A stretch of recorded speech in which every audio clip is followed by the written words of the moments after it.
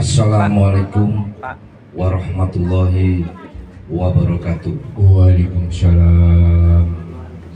Salam sejahtera selalu buat kita semua. Selamat pagi, karena ini sudah menjelang pagi, Abah. Apunten. Yang terhormat Abah Sutris sebagai pengasuh Padepokan Menika Padange Ati Jamaah Dzikir Wengi. Alhamdulillah saya hadir di sini ya Pak, sama rekan kru ini ingin mengupas dan ingin tahu sejauh mana Padepokan ini sebagai penerus dari wali-wali yang terdahulu. Ini Abah Sutris merupakan sebuah penerus sebagai pendiri agama Islam yang dulu sampai hingga sekarang. Insya Allah akan bisa langgeng, sehat semua jamaahnya, Amin. dan dibarokai dari segala apa yang sudah dicita-citakan. Amin. Untuk itu yang terhormat juga Abah Gus Muhammad, Bu Amda Idiardono, juga kami ucapkan selamat malam, sehat ya Pak. Abah Sutris beserta keluarga juga sehat juga. Amin, amin, sama amin. jamaah semuanya. Amin. Amin. Untuk itu gini Abah, bagaimana awal berdirinya ini sudah berapa tahun di Padepokan ini atau di yang panjenengan bina ini, seperti apa yang bisa disampaikan kepada masyarakat terutama di Pulau Jawa ini Pak, terutama di Kota Batu. Untuk itu saya ingin bertanya sejarah panjenengan meneruskan cita-citanya dari sunan-sunan yang sudah terdahulu hingga sekarang.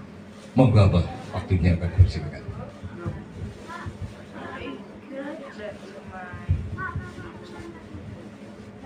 Terima kasih atas waktu yang diberikan pada saya untuk menjelaskan sedikit tentang asal usul Padepokan Padange Ati Yayasan Jamaah Dzikir Wengi yang berdomisili di Desa Temas, Kota Batu. Alhamdulillah adanya Padepokan Padange Ati ini sedikit demi sedikit bisa memberikan sumbangsih pada saudara-saudara kita yang perlu untuk diberikan suatu penerang dan penyejuk hati. Adanya Padepokan Padange Ati yang ada di Desa Temas sudah dilindungi dengan badan hukum yang sah, sudah ada Menkumham, dan direspon didukung dengan pihak kelurahan, masyarakat, semua sudah dinyatakan tidak ada jalur-jalur atau ajaran-ajaran yang sesat. Alhamdulillah di sini adanya tempat munajat dan berdoa di Padepokan Padange Ati, semua di pihak kalangan apapun kami siap menerima. Satu, itu bukan Islam tok, bukan Hindu tok, bukan Katolik tok. Semua yang mau masuk sini tetap saya terima dengan lapang dada dan tangan terbuka. Satu. Yang kedua, di sini tanpa dipungut sepeser pun dengan biaya-biaya. Makan, minum, apapun seadanya sudah lebih dari cukup. Tidak ada dari pihak-pihak pemerintah yang peduli adanya yayasan ini, belum pernah.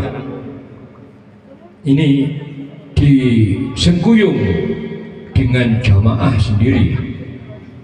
Ada orang gila, ada permasalahan apa, sakit apapun, disinilah untuk siap diterapi dengan suatu kesembuhan. Jadi intinya Padepokan Padangyati ini adalah suatu misi orang yang membutuhkan. Kalau di pihak dinaikkan lagi kronologi dalam adanya asal usul Padepokan Padangyati ini memang dari eyang-eyang saya Ponorogo telah diturunkan pada saya keilmuan kita laborasi Jawa Islam, karena Jawa sebelumnya Islam masuk, Jawa sudah ada. Jadi kitab yang awal Taurat, Zabur, Injil disempurnakan dengan Al-Quran, tapi orang Jawa sudah mempunyai agama tauhid, yaitulah yang dikatakan orang Jawa munduh woe pangertine dewi-dewi, itu sudah tauhid. Itu adanya. Alhamdulillah kita sudah punya cabang di Pasuruan, sudah berdiri. Padepokan Padangyati ini sudah membengkak ke daerah Saladan, terus dibuka lagi. Ini kemarin ada orang wakaf tanah lagi untuk membuka suatu padepokan lagi, tapi belum tergarap masih. Adanya inilah kekompakan, keguyuban santri-santri atau murid-murid inilah yang menjadikan sebesar inilah Padepokan. Bukan saya hanya sebagai pengasuh dan memberikan suatu ular-ular dan memberikan suatu tutur-tutur dan menjadikan besok dadi wong sing berguna kanggo nungso lan bangsa, khairunnas wa ampa'un linnas.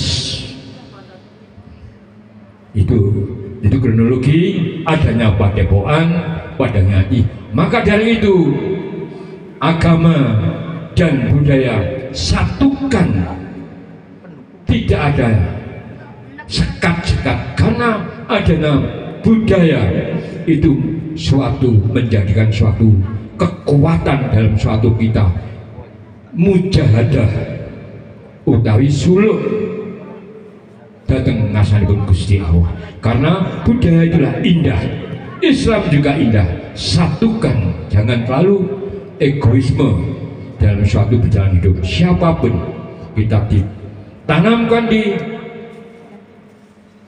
bumi Nuswantara, harus kita memiliki suatu hablum minanas, saling isi dan saling pengertian, kita saling bergaul satu antara satu. Itulah misi cita-cita berdirinya Padepokan Padangyati, tidak memberikan suatu sekat-sekat batas-batasnya. Siapa kita, masalah nanti keyakinan kita adalah nafsi dewi-dewi bersani. Nah, mungkin kalau perlu ditambah monggo, saya sampaikan pada panjenengan. Siap, maturun Abah Sutris. Itu pembuka skapursi deh untuk berdirinya yaitu Padepokan Padangyati seperti ini. Ini merupakan perjuangan yang sangat luar biasa. Karena apa? Uri-uri untuk mendirikan suatu ajaran agama Islam memang sangat tantangannya besar dulu. Kalau menurut saya baca di situ, ada berjalan dari pedagang, ada dari jalan politik, ada dari perang juga, kacau itu lah. Namun menurut pituduhnya kiai-kiai zaman dulu. Memang seperti di gambar yang saya lihat ada sunan-sunan yang terpapang ini merupakan juga perjuangan dari orang Jawa asli. Dari ada 9 wali. Kan seperti itu Bang. Untuk itu saya sangat mengapresiasi apa yang sudah diajarkan Abah ini memang sesuai jalur. Kalau menurut saya sesuai jalur, karena apa?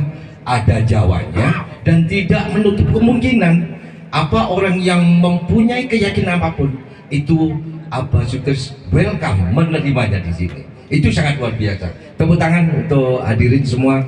Ini Abah Sutris perlu ada dukungan baik dari masyarakat, pemerintah maupun dari budaya manapun. Ini luar biasa. Semoga Abah Sutris ini diberikan kekuatan, Amin. diberikan panjang umur, bisa menetralisir mungkin jamaah-jamaah yang perlu pitutur-pituturnya Abah Sutris ini. Ini luar biasa. Amin. Untuk itu saya bergeser dulu Bang ya. Ya.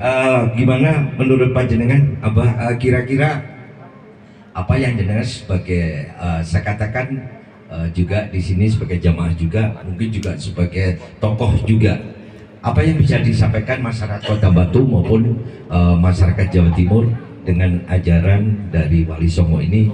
Mungkin ada yang sudah paham, ada yang setengah paham, mungkin ada yang poyo-poyo. Seperti itu. Seperti apa, Monggo? Bismillahirrahmanirrahim. Terima kasih atas waktu yang diberikan kepada saya. Sebelum saya menjawab pertanyaan yang panjenengan ajukan kepada saya, sedikit tambahan dan sedikit garis bawah yang tadi sudah disampaikan oleh tiang sepah saya, yaitu Madris. Karena basic berdirinya jamaah di Kirungi sampai ke Padepokan Padanyati sampai hari ini, kalau boleh saya mengutip sebuah perkataan dari Presiden pertama kita, Insinyur Soekarno, Bapak Soekarno, jadilah kalau ingin menjadi seorang yang agama Islam, jangan menjadi orang Arab. Kalau Anda memeluk agama Hindu, jangan menjadi orang India. Atau kalau menjadi seorang Kristiani, jangan menjadi orang Yahudi. Jadi kalau saya kira sebalik dari basicnya ini, kenapa bisa menerima dari semua ajaran, dari semua masyarakat di sini? Kita sistemnya mengayom, Pak. Ngayomi.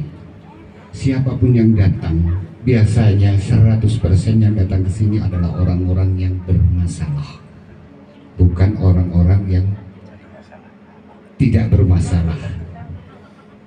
Jadi kalau hari ini, seperti hari ini, ada satu prosesi ruatan atau prosesi apa namanya tadi, ada ruatan, ada materi, terus ada acara akikah. Secara hakikat materi tidak ada, dalam agama Islam pun tidak ada. Ini adalah cagar budaya kita yang sudah kita lupakan. Terus kalau apa namanya, menghilangkan Soekarno atau ruatan ini, Bapak bisa lihat di sana itu ada sebuah lambang, ada Rahwana Raja, ya, itu adalah prosesi ruatan yang selengkap-lengkapnya ada di sana. Tapi kita tidak mengambil ruatan semacam itu, karena itu akan memberikan beban yang luar biasa karena biayanya sangat besar. Ruatan kita sederhana, tapi maknanya jauh lebih hebat. Artinya bisa apa? Bisa diterima oleh semua golongan karena dengan biaya yang seminim mungkin. Tapi kalau itu bisa menghasilkan sampai ratusan juta, saya kira. Dari basic inilah kita beranjak. Kita dulu tidak mempunyai padepokan, kita dulu tidak mempunyai gedung, kita dulu tidak mempunyai apa yang namanya pondokan. Saya awali kisah saya dengan orang tua saya ini yaitu keliling kuburan, Pak. Saya ini adalah sarku. Saya ini sarku, sarjana kuburan. 9 tahun saya diajari untuk mengetahui jati diri saya dengan mengingat satu kematian. Orang yang mengingat kematian, orang tidak akan kemantel, ibaratnya bahasa Jawanya tidak akan terbebani dengan masalah dunia. Jadi 9 tahun saya dulu kalau mau ke kuburan itu saya takut. Tapi 9 tahun saya diajarin sama orang tua saya atau guru saya ini sampai tuntas dan besar di kuburan bersama istri saya. Itu adalah rumah kedua saya. Betapa indahnya waktu itu saya lihat, saya berkumpul dengan teman-teman, saya minum kopi. Dan kebetulan setelah itu taklim muta'alim itu tidak ada. Setelah dari kuburan itu kita di emperan Tugu, Pak. Di emperan Tugu. Kita berteduh di sana dari hujan, dari dingin. Dan setelah itu kita melaksanakan mandi malam. Itu setiap hari kita lakukan secara istiqomah. Riyadhah kita itu cukup panjang waktunya. Orang mungkin melihat dari Padepokan Padangiyati ini sudah mempunyai akhirul hayat, mempunyai ayat-ayat yang ada di dalam alam. Tapi sementara kalau kita rintisnya, kita sakit sebenarnya. Jamaah itu lebih dari 1000 orang, Pak. Tapi dengan seleksi alam satu persatu itu mudah. Di sini tidak ada lulus. Karena hakikatnya kita mengaji, saya sudah 17 tahun mengikuti beliau. Dan sampai sekarang saya merasakan bahwasanya saya bukan jadi orang yang pintar. Tapi justru kita mengetahui kehidupan ini kita makin bodoh, makin banyak kesalahan-kesalahan. Disinilah letaknya. Disinilah cikal bakalnya kita mengetahui bahwasanya hidup itu tidak sederhana. Setiap apa yang kita lakukan di sini, setiap langkah yang kita lakukan di sini kita bertanggungjawabkan. Contohnya, saya keluar dari sini, saya memakai sendalnya Bapak. Saya tidak mengikuti kata hati saya, sandal sopo sih kok tak gawe dan kemarin tak balik no. Itu namanya bosok, Pak. Itu adalah dosa kita. Dan itu ada pertanggungjawaban. Di sinilah letaknya hidup itu. Ngaji urip itu di sini. Bapak mempunyai rokok, kebetulan rokoknya ditaruh di sana, ada koreknya di atas. Tiba-tiba saya mengambil korek, bapak tidak akan perhitungan dengan korek yang saya pakai. Tapi sebenarnya korek ini kita akan membawa satu dosa yang besar, yang secara syariat kita sudah tidak bisa lagi sudah tidak bisa mengulangi lagi. Itu syariatnya, tapi kita diajarin dari bawah, benar-benar dari bawah. Kita ada asor, dibarengi dengan adat istiadat dan budaya yang kita lestarikan. Satu, yaitu menteri. Kedua, ada acara akikoh yang dibarengi dengan ruwatan menghilangkan Soekarto. Kenapa Mbak Tris tadi mengucapkan di sini ada orang Hindu? Iya, 1 tahun yang lalu di sini kita sudah mualafkan orang Hindu. Dan waktu ada pengajian Nuswantoro di sini ada orang aliran kepercayaan, ada orang Kristiani, ada orang Katolik, ada Konghucu.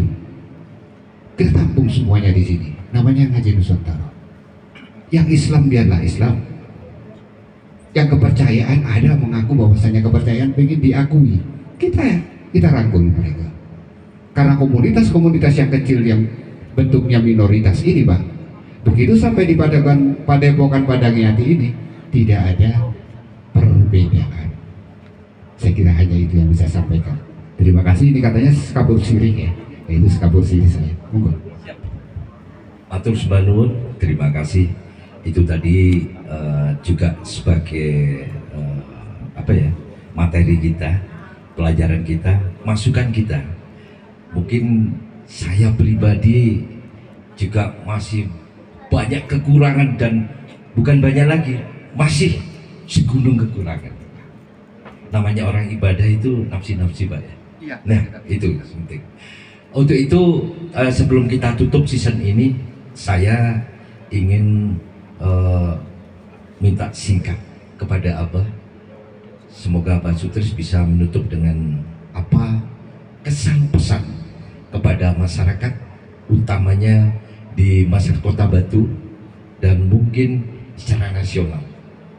Karena budaya Jawa ini secara jujur aja itu sudah luntur, Abah. Ini yang patut kita pertahankan. Cara uri-uri pituduh itu yang harus kita genggam. Monggo, Abah. Alhamdulillah sudah terjawab semua. Kita sebagai orang Jawa harus hati-hati kelawan waspada. Bakale munculnya kumambangi watu hitam silemi kapal gabus. Nah, ini mempertandakan suatu hidup ini selalu singkat. Kalau kita tidak ada waktu untuk bertobat dan nasuka, kita tidak saling punya rasa kepedulian datang sanak sedulur, situ akan mendapatkan suatu kerugian yang sangat besar.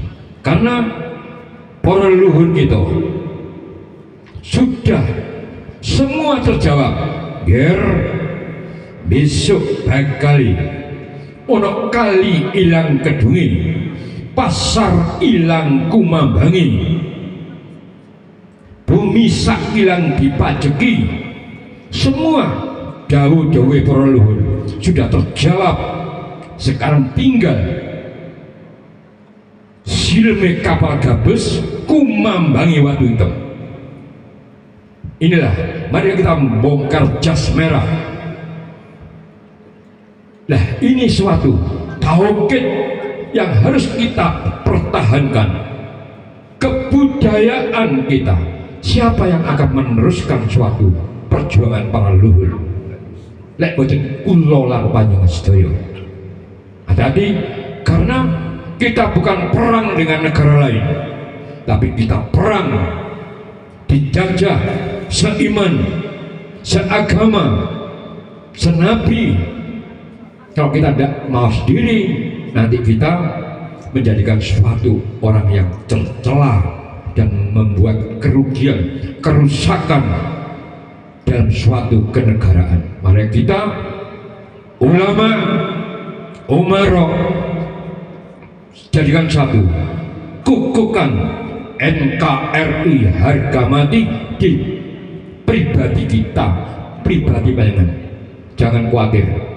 Kalau sudah satrio biningin wis padha muncul ono daratan, sing hati-hati. Saya punya setiap setahun yang dari pertapa dari gunung-gunung kita ada pertemuan. Jangan dikira kalau orang Jawa ini tidak punya senjata pamungkas. Tanpa sentuh, perang kita tanpa sentuh. Nah, ini kita harus waspadai. Mari kita selalu satukan, pertahankan negara kita yang gemah ripah wajinawi. Jadikan orang yang rahmatan lil alamin. Samakan kita, tidak ada perbedaan. Inilah sudah waktunya kita berkiprah menjadikan suatu kekuatan penjaga negara kita. Yang mana? Indonesia. Jangan sampai kita diobok-obok dengan orang-orang yang tidak bertanggung jawab. Ya, sedikit inilah tempatnya, sarangnya untuk padepokan Padangi Ati.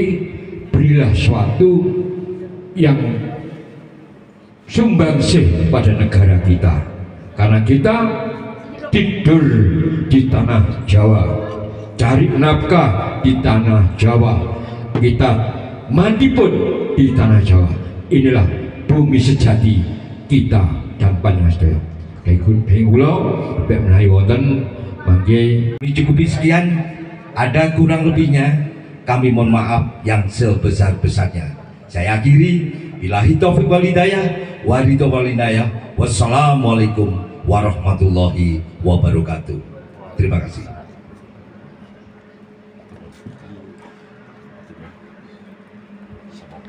amin. Amin, amin.